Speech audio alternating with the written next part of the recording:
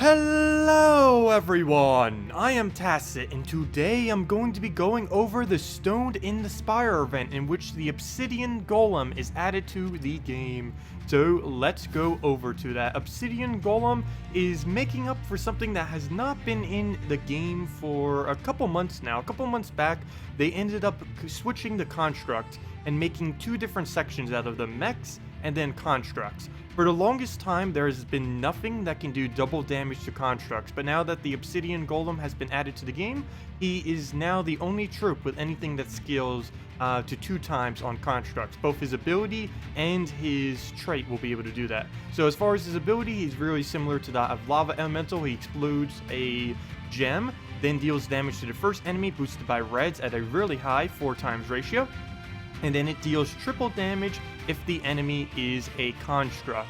So that's where it's going to be doing a lot of extra damage for constructs. It's going to be really good against guardians with that triple damage. As far as stats, as you can see on the bottom there, it's mainly all armor, a little bit bad in that regard, but most of the golems do have more armor than they have HP. But it does have Construct Slayer, the first troop in the game to have it, 2 times damage whenever this goes to constructs.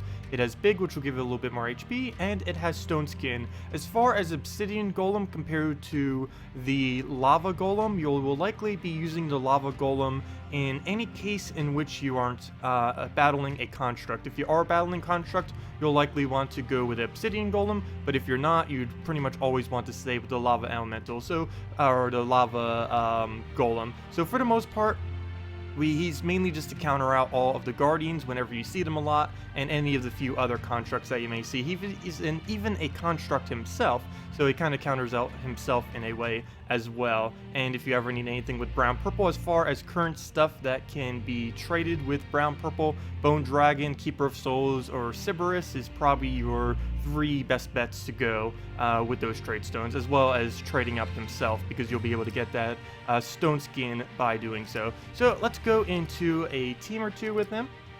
He does have 25% bonus this week from being a Broken Spire. Broken Spire and Giants do have a bonus, and he seems to be utilizing that quite a bit. But we'll go with this first team right here. We're basically doing a Broken Spire team just with a Apothecary in it. The Apothecary will help with cleansing, as well as giving those 2 troops the brown that they need to be able to cast. One pretty good thing about the little fire lizard here is he'll be able to create a bunch of reds. He's very similar to that of a rock worm, just with a slightly higher mana cost, but a decently higher damage because it has a burn on it as well. So very similar to that, and we can get it looping as well if the board is nice enough to us. You may have also noticed at the beginning of the battle, I set the banner to a brown-yellow. This is mainly because I want as many reds on the board as possible. We could set it to a red-yellow, which would help in some cases, but for the most part, we'll want to be able to get his ability up from yellow, cast him, hopefully get an extra turn on him, get both of them up, and then we can kind of go from there. As minimally as possible, we'll want to take those reds, and there we go. We'll be able to get up the Shegra that way. And now he's going a little bit for the reds. Doesn't look like we have brown on our alignment, so we'll probably have to just skip a turn here. We can go for Explosion. I don't currently see anything that will really be particularly good. I think I might just go for this. Don't really see much else at the current moment. Oh, we could go for both at once. Oh, wait, never mind. That wouldn't drag both. Oh, wait, yes, it would. Wait. No, the red would be 1 above. No, it would give the red and... Oh, no, it would! Wait, is that really doing it? Yes. Okay. So, sometimes it's better to think it out, and then you will get that. So, yes. Perfect. I almost missed that, but gotta check the alignments. There's a lot that you can do with single explosions. It's actually one of my favorite board manipulations as well. That plus shape and the single explosion like that are my 2 favorite as far as controlling the board, because there is a lot of fun things that you can do like that with them. So we'll use the Apothecary. That's mainly to get up our Shegra. Unfortunately, because we did that ability, it wasn't enough. But we have a 5 times right there that'll go for the rest. If we had a lot of reds on the board right now, I'd probably start doing Fire Lizard. But since we only have a small amount, I'm just going to throw the Shegra. And we could also use the ability there. I was hoping that we would get a board kind of like this where we can do multiple skulls. If you keep less red on the board, you'll be able to do that. And here we'll go for a bunch of skulls. He does do double damage to it, which is basically as if it doesn't have stone skin, because we're doing twice as much, yet it has 50% reduction. So it's as if neither of us have traits in that exchange. So that helped out quite a bit. Unfortunately, this thing is not a construct, so we will not be able to get all those. But gosh, he has a lot of bonuses. We will not be able to get that through his stone skin that easily. But yeah, he has like 4 different bonuses there, gosh. No wonder why they're so tanky. Look at that thing's HP. I don't even think he got too many bigs to trigger, if even any, this battle. We have another explosion. I think I'm just gonna fire the Fire Lizard though. Ideally, I'd want to get up Shegra manually right here.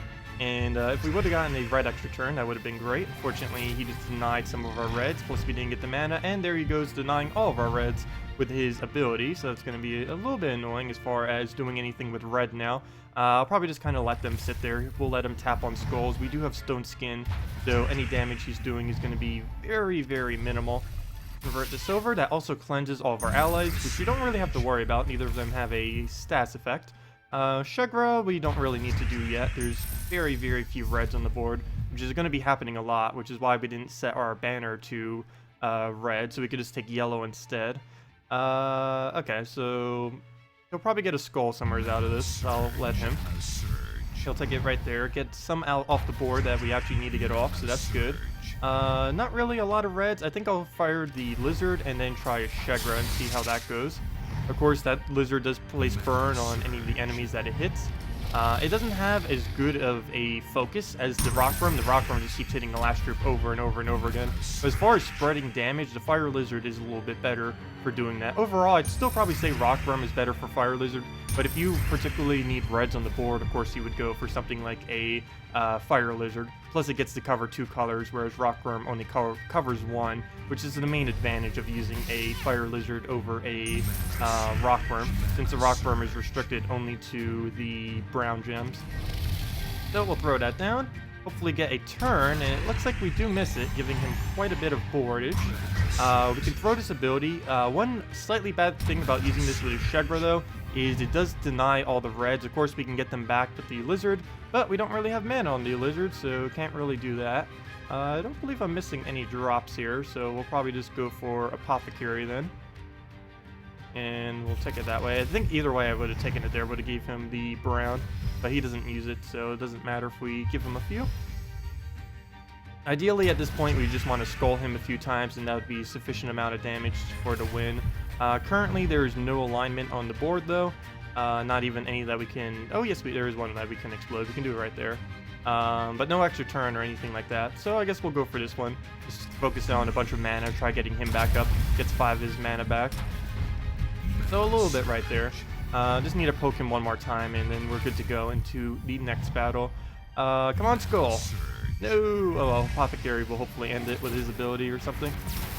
So he takes out a column. Yep, and there we go. We'll just take the skull. And that is the match. Pretty much using all Broken Spire just with the Apothecary in there for a little bit of that brown regeneration. So let's go on to the other one now. There's a couple variants that we can do with this. Oh gosh, really, Bone Dragon? You're going to bring in the Bone Dragon, but at least he has a Construct on his team, so we get to show, again, kind of like what he can do against a Construct. The first one was against himself, so we didn't get to really see it. But here is the team. There's a few things that you can do with this. Of course, this is the Justice team that basically works with any first slot. Works particularly good with this Golem, since it does have Stone Skin. Also, we do get double the trait stones when using this thing in PvP. So that is pretty nice. You saw the previous battle. I think we just got like a double yellow or something. Forget which one. But in this one, there's 3 different things that you can slot here. Either an Ice Golem, a Queen Mab, or a Borealis. They're all from the same kingdom. As far as which one is best really depends on which one you have. Of course, the 2 better ones that you'd probably want to go for in this case is Ice Golem or a fully traded Queen Mab. The reason why Ice Golem isn't that bad in this kind of case is because you're getting 4 armor, 2 life, and 1 attack extra. So that's pretty nice. He's also a lower rarity, so you might be able to trade him up a little bit easier. Other than that, I think I am going to go for a Queen Mab though. The main reason for this, of course, is the fact that she can keep freezing without really having anything else that I need to worry about with it. So we'll just slot that there and basically have a Justice team with Obsidian Golem. But of course you can do it with an Ice Golem if you would prefer. But yeah, all 3 of them are from Glacial Peaks. So maybe when Glacial Peaks comes back around, if you don't have any yet, you could kind of try something with this. Because this is a pretty good core team to have. The 3 of them with anything in first slot. Really cheap to get too. Valkyrie is easy to get, Justice easy to get. Whatever the event troop is easy to get. Only hard thing is fully traded Queen Mab, but of course, as I said, you can replace that with an Ice Golem, which this week is pretty much just as efficient for the most part, due to the few extra bonuses that you get. Okay, so essentially we'll just want to rush down the Valkyrie the best we can. Anything else we'll probably want to either put to our Justice or to our Golem, because the Golem will give us some board control with its ability, and we'll need that to accumulate a little bit more mana and to make sure he doesn't take anything that he needs. We do get a freeze and 1 life on him anytime we take an extra turn, so that's a nice little extra thing to have. Ideally, we'd want to take Valkyrie mana right here, so we're going to go for this brown and hope for a red, which we do not get. And we can do an explosion. Unfortunately, that's no extra turn, and we don't actually use green. We're using the +2 blue, +1 yellow, -1 green banner, so really no point to set that up unless it's actually a extra turn, which it is not. I don't really think there's anything we can throw with this. I could try it all the way at the top and just hope we get a random yellow drop. I forget if 70% of this would actually be 3 mana or not. We could do it right there and hope for it. So let's see. Yeah, okay, yes. Destroying 4 gems with an explosion is indeed 3 mana. I didn't know if it would round down or up. It's a little bit confusing with the single explosions now. It used to be 100%, but it was nerfed a while back, mainly because multi-exploders. I kind of wish the single exploders would have kept 100% though, mainly because it's really hard to tell how much mana they're going to get sometimes, since it only takes 70% of the few gems you have on the board. Okay, so we'll throw down that Justice, and we can pretty much just keep doing that. We got a decent board set up right here, just keep targeting it on skulls. Of course we miss, and he does not use anything with blue, so he's not actually going to end his turn, nor did we end up freezing his blue troop. So here comes Bone Dragon, most likely, yep, going for his kill, as he always does in the current meta.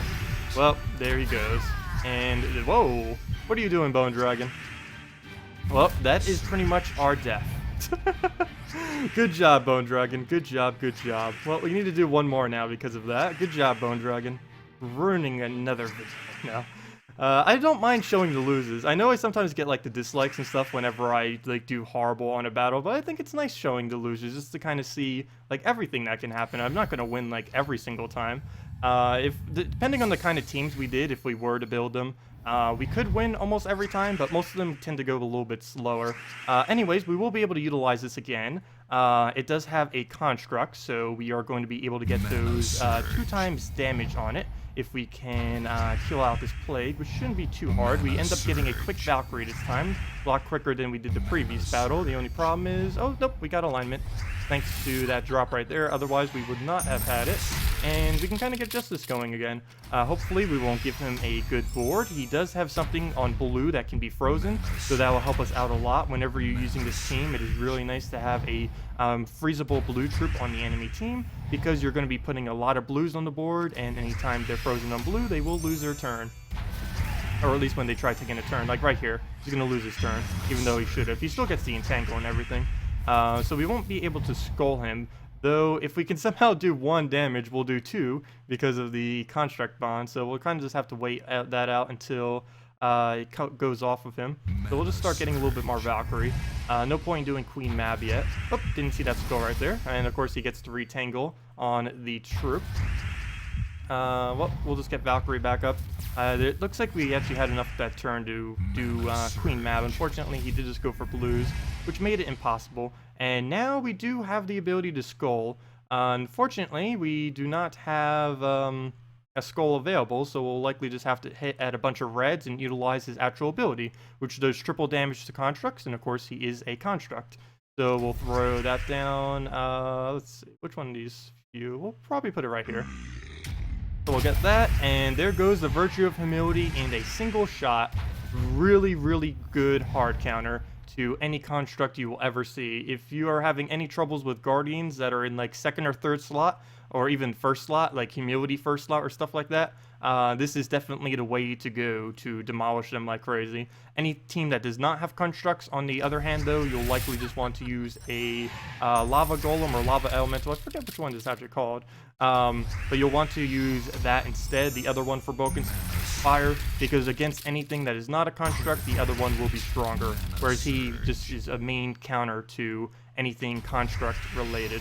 And actually, I should have thrown a Queen Mab right there, because that skull is being wasted on that. But we can easily kill him with anything at this point. So just take the skull and... Oh, never mind. That wasn't enough. But we'll just queen mab it. Should have queen mabbed earlier. But there we go. Queen mab. And there it goes, giving our last little soul. And of course, as I mentioned, every single battle, we are getting that double trait stones, which is helping in quite a bit with that. Let's see, where's our trait stones? There we go, double green trait stone. But yeah, thank you all so much for watching. If you guys have any other questions, feel free to leave it in the comment section below. We will be streaming this and a few other teams related to Broken Spire later today at 8 p.m. Eastern Standard Time. I'll make sure to have the one going over all of the event objectives later tomorrow as well.